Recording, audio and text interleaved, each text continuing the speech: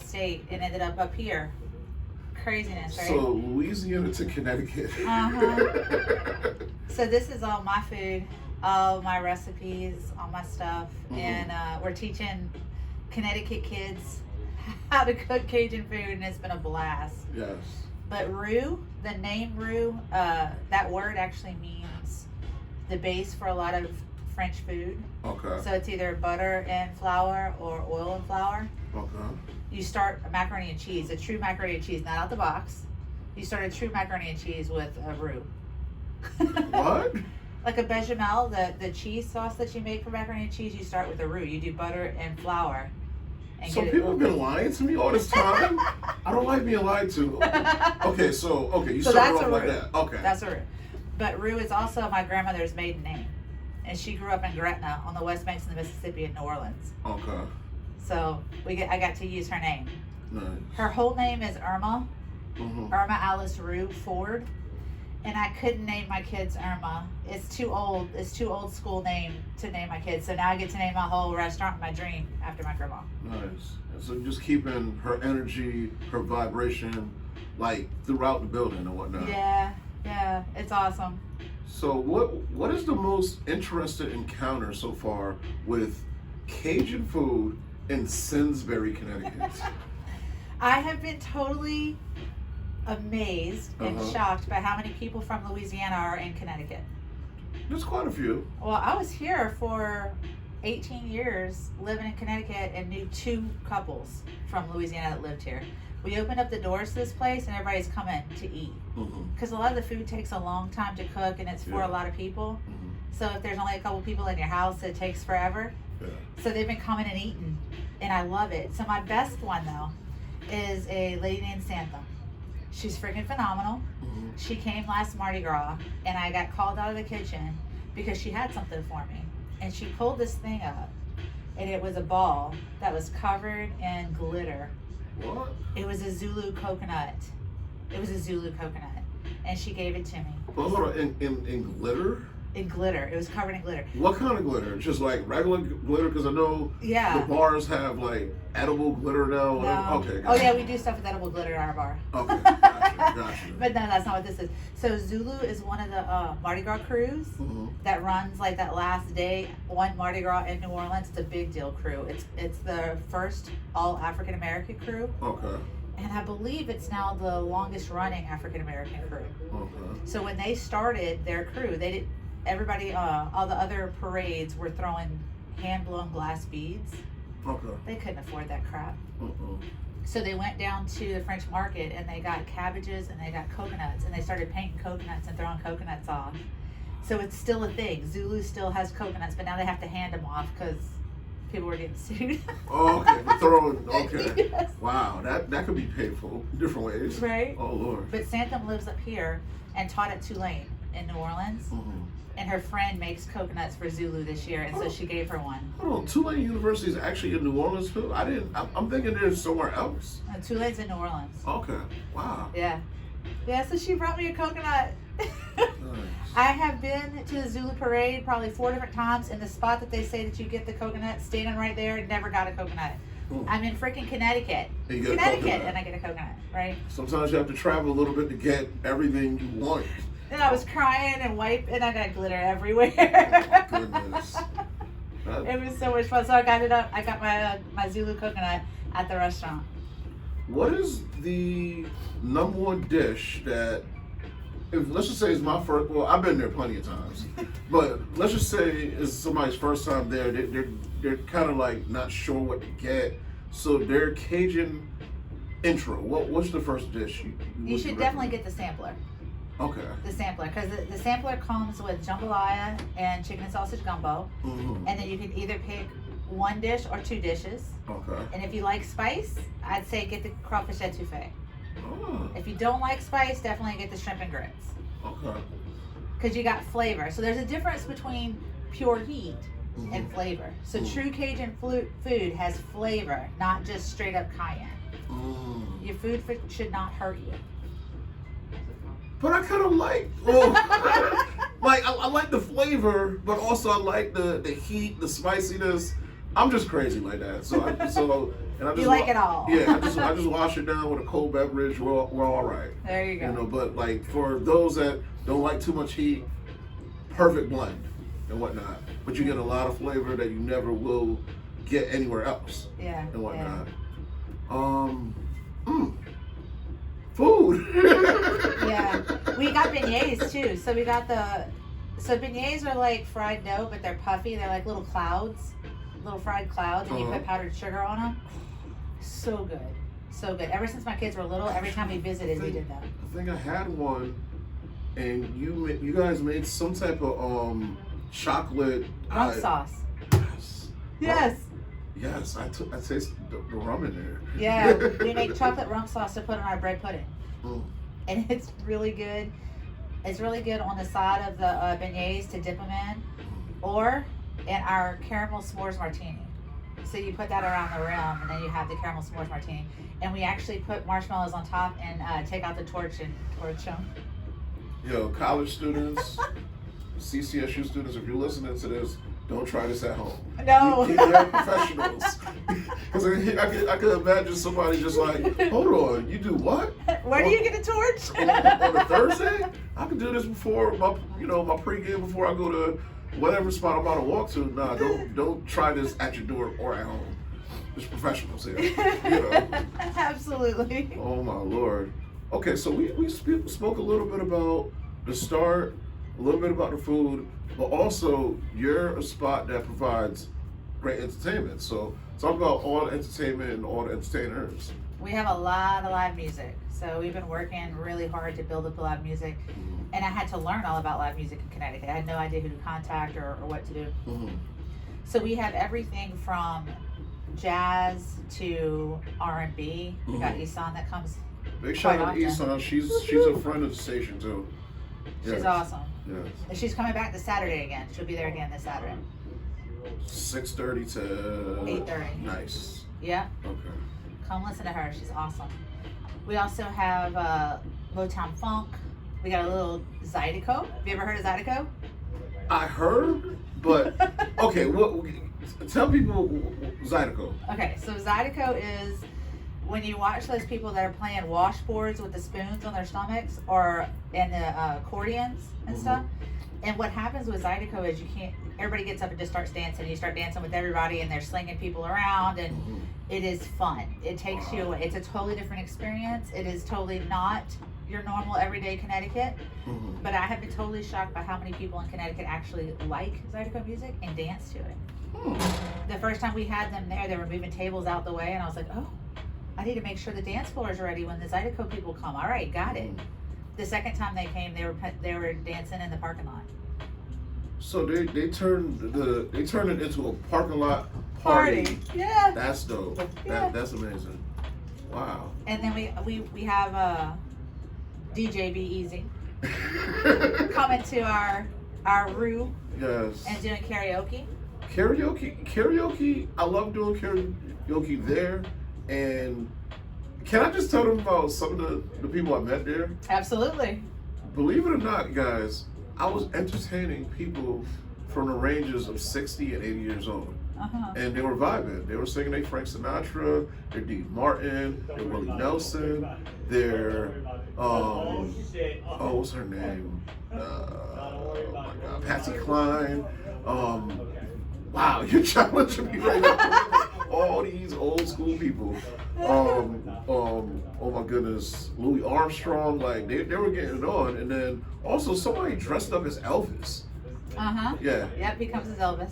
Yeah, somebody dressed up as Elvis, and he wanted me to put a lot of reverb in his microphone, and I'm not gonna lie, it was a different experience, but I'm happy that they were like fulfilled in a sense. So it was a great experience. So like karaoke, all the songs you want to sing. I'll be back there December the 8th. Was it 6:30 to 9:30? So definitely come through, experience it. College students, CCSU, homie, holding the camera, you're more than welcome to come through.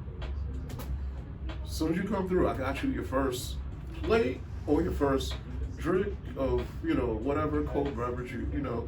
Not trying to bribe you, but just come on through, man. Come on through. We're gonna find a CCSU van and just bring you off. Is that still a thing? Do they even have the CCSU? They used to have that back in the day. We'll figure it out. Yeah. We were talking about that. Yeah. And then we realized, hold on, I'm gonna keep it real. I did not know in Connecticut they try to charge you $3,000 for like a day of just using a party bus? Like, Lord. Oh, I see his wheels turning. He's gonna go and buy one now. Ooh, how much can I make in it? Oh God. Hustle mode, man. Hustle. That's right. That's quite the hustle, that one. Oh my goodness, but yeah, honestly, great experience, food, entertainment, and then so you have some of the best stories. You know that? Oh, thank you. Yes. We do on Sundays. We do jazz brunch, so you can come out and brunch with everybody. And if you're not of legal age, we do non-alcoholic drinks, and they're totally yummy too. Yes. I think our favorite one is the Dark Invader or the Rose Fizz. If you get a Rose Fizz whenever you come in, you got to tell my husband Vic when he's behind the bar that you heard it here on this radio station. Just so I can get props for the fact that I told everybody to get a Rose Fizz. Yes. Because to do the fizz for like a gin fizz or a rose fizz or any of that, you got to put egg whites and lemon juice and sugar, and you have to shake the crap out of it. So it's his favorite thing to make. This is just. Yeah. What was that? Yo, that reminds me of that thing that was on. Was it shake weight? Yeah, it held your arms, right? Yo. Yeah. How?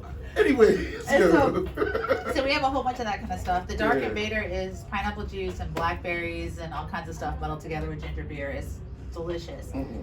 And you don't have to have alcohol to enjoy it. It's awesome. But our brunch is from 11 to 1 every Sunday with live music. And then on Wednesdays, we have a blues jam session. So you can come out and play. You got an instrument, bring your instrument. Yes. We'll give you a free slice of king cake. These guys are freaking amazing. These are amazing guys. These are guys that played with Paul Brown. Have you ever heard of the Paul Brown in the park? I feel like It's a jazz Jazz Fest downtown Hartford. Yeah. He started that during the race riots to bring people together. And it's still going, and it's still in his name. But these guys that are playing on Wednesday night played with him. So basically, actually, Chris Casey's doing it now. So Chris Casey's an instructor here. Okay. We have Ken Fisher, who's also a jazz instructor here. Oh, no, not here. U-Heart. Okay. U-Heart. He comes once a month and plays for us. And then Saturdays we got all kinds of stuff. Lots of blues. People come out and dance. We have people come and teach people how to dance, which is a lot of fun. Because it's different than just hopping. Yeah. You know? But on Mardi Gras, we get to celebrate. So Mardi Gras, I already got a couple things lined up.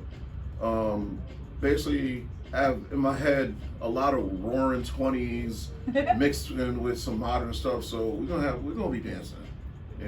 Bring your dancing shoes. We did that, so I need to hear from you guys to find out. We did a Great Gatsby party, and we tried to do a contest, but it turned out, I'm gonna be totally honest with you guys, it was just our employees that dressed up. We got to figure out how to get you guys out there all dressed up, ready to go, so we can do a true contest. Yes. And we got to figure out when it's going to be good for you to do it, because we had the Fred Astaire Dance Company come and teach everybody how to do the Charleston Shuffle. That was a fucking That was an awesome time. Yes, the Charleston Hustle. Yes, y'all.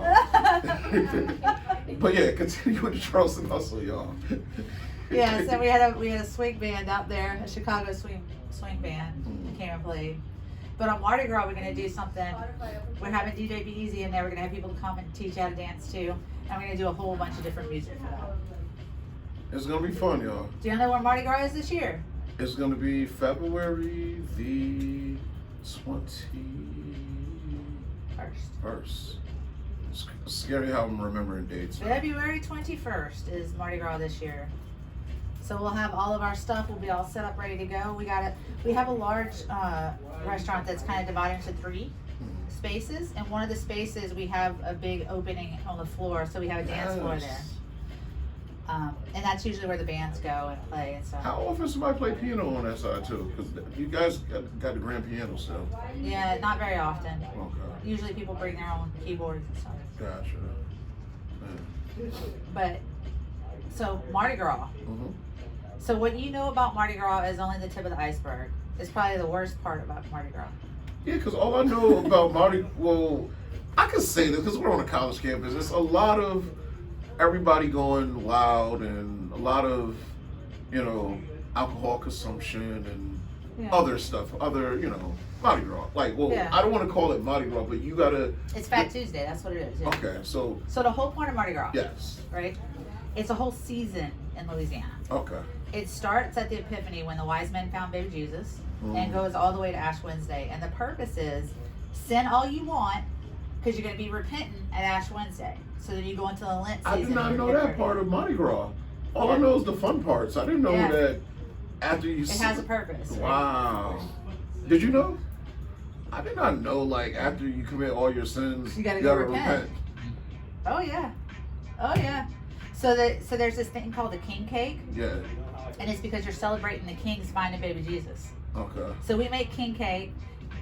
It's actually sacrilegious to have king cake outside of the Mardi Gras season. Mm-hmm. So we don't serve a whole king cake, we serve a slice. Okay.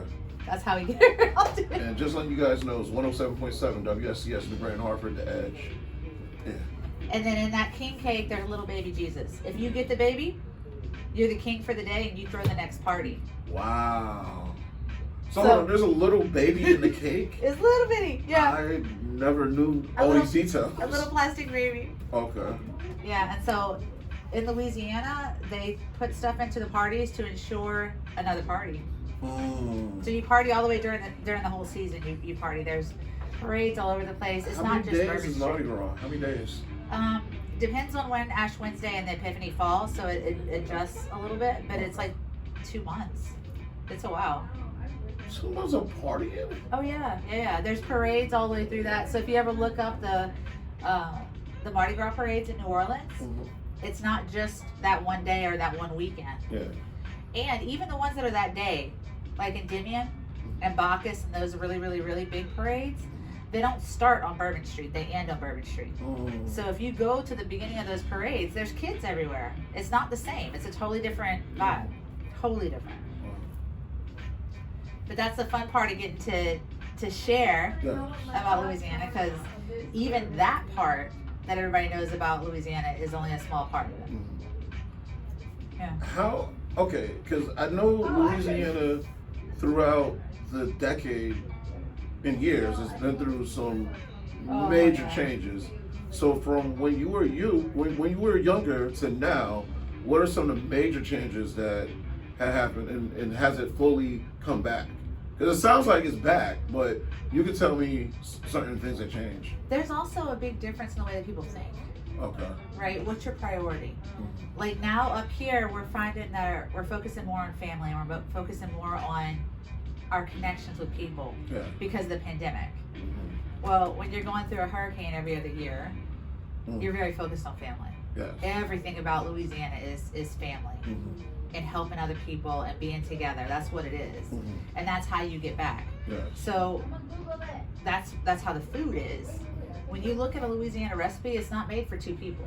Those are 12 and 13 people recipes. All of them are. Because you're there you serve in the community. You're helping everybody around you. Everybody is your family. When you walk through those doors, your family. If you're eating, somebody else is eating. It's not just, okay, I got this plate for me and one person or one other person.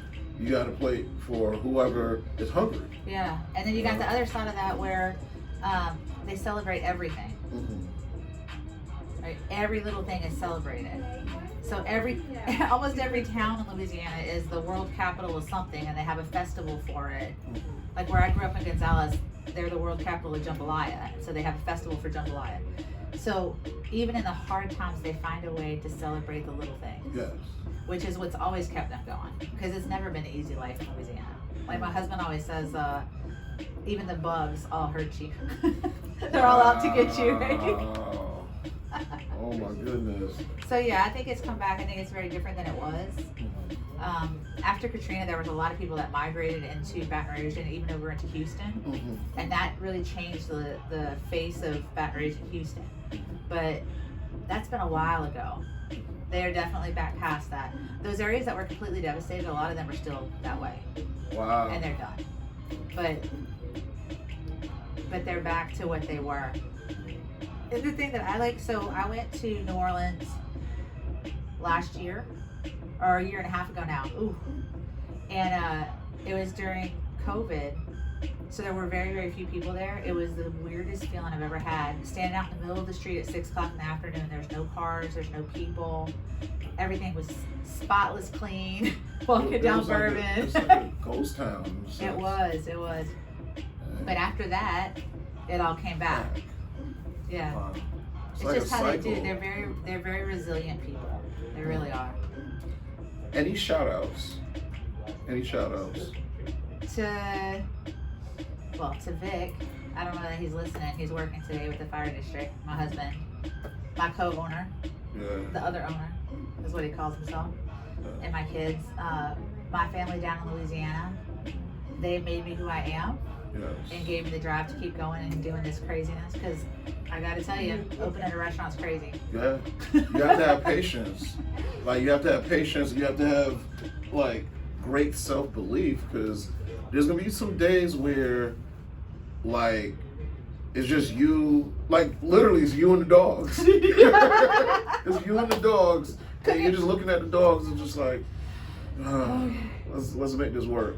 But I actually have 2 dogs. That's what he's talking about. yo, shout out to. I truly do have dogs. Yes. Shout out to, oh my lord, Nola and Leo. Nola and Leo. They're cool. They're very nice. They're huge. I think Leo's the one that always jumps on me. Yeah, he loves you. Yeah.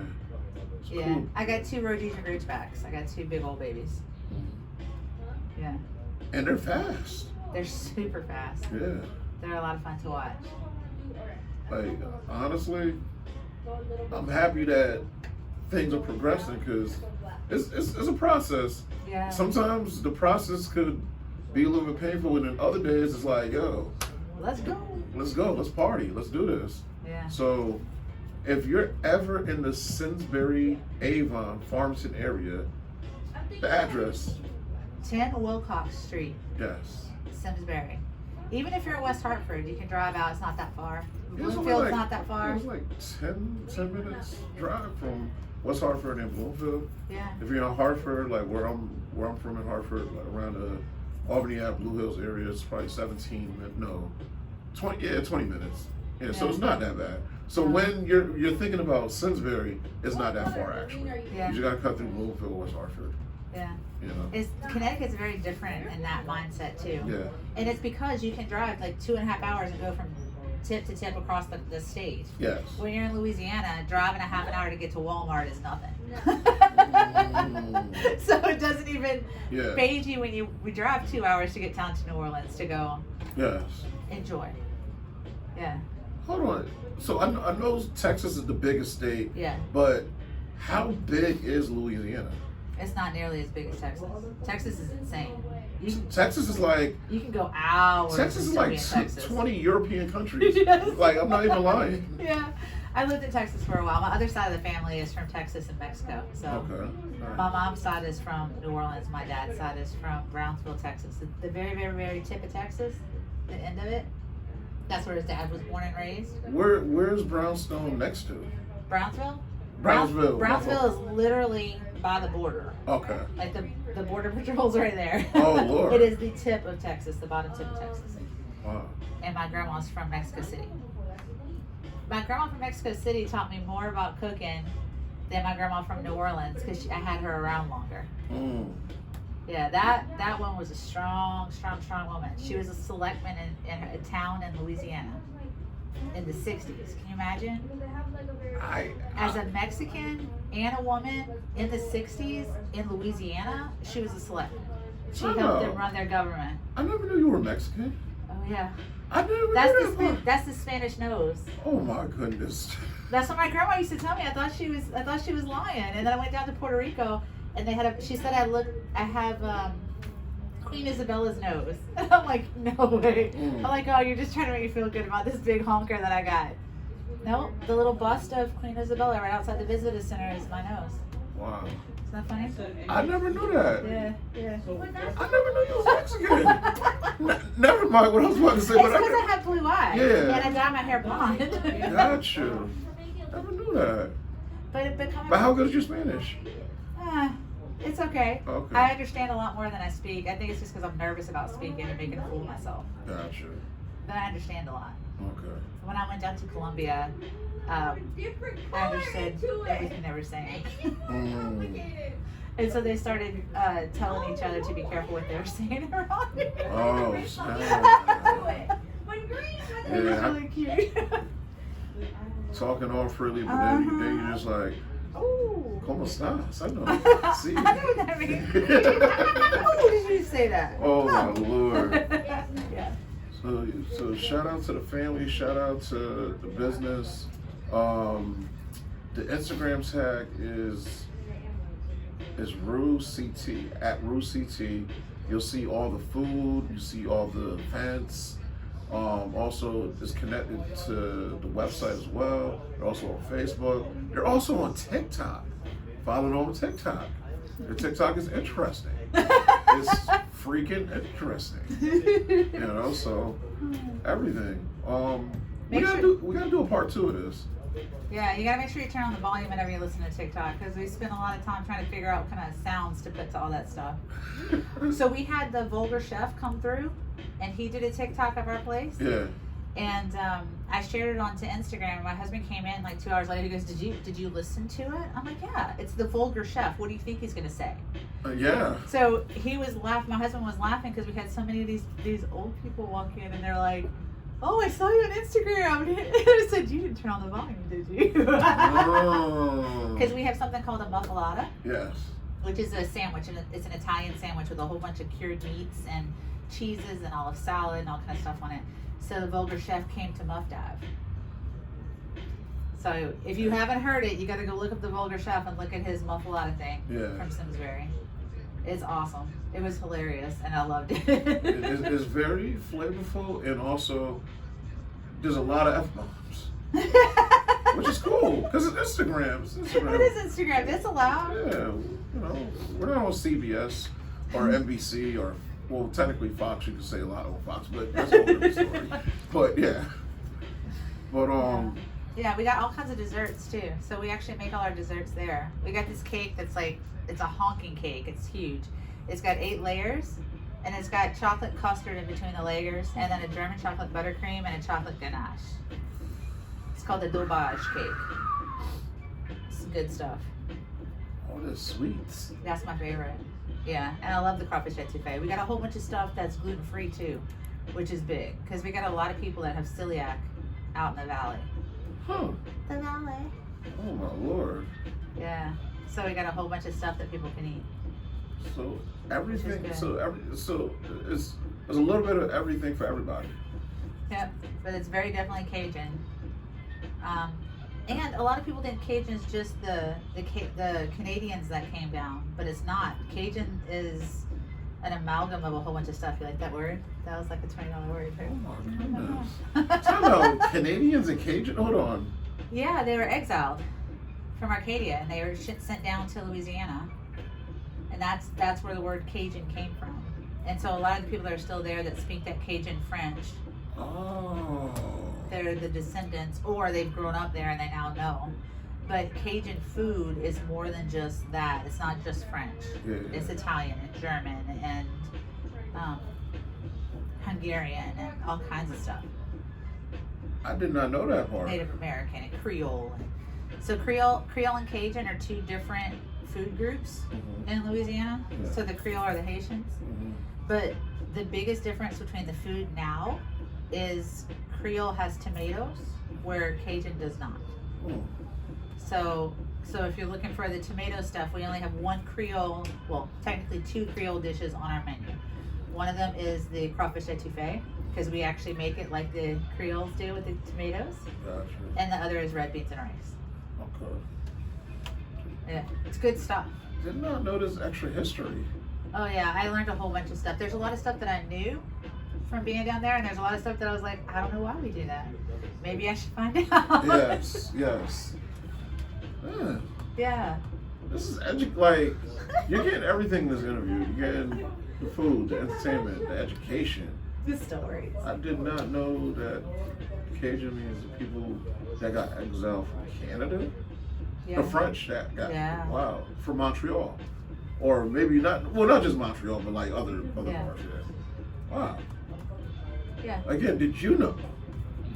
No. Okay. It's not something you ever really wanted to know, right? It wasn't really interesting. Yeah, I never really looked into it. So yeah, there's a lot of research we got to do.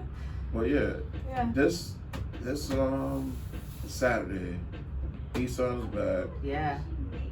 Every Wednesday jam session. Every Sunday, I'm just going all over the place. Every Sunday brunch. Yeah. I'm back with karaoke on the 8th. What is going on the 10th? Because I'm just like going through the whole like what's happening in the next 10 days. Hold on. I don't know. And again, you guys are listening to 107.7 WSKS New Hartford, The Edge. Shout out to the flyest cameraman ever. Appreciate you. We do have another band coming. I don't know which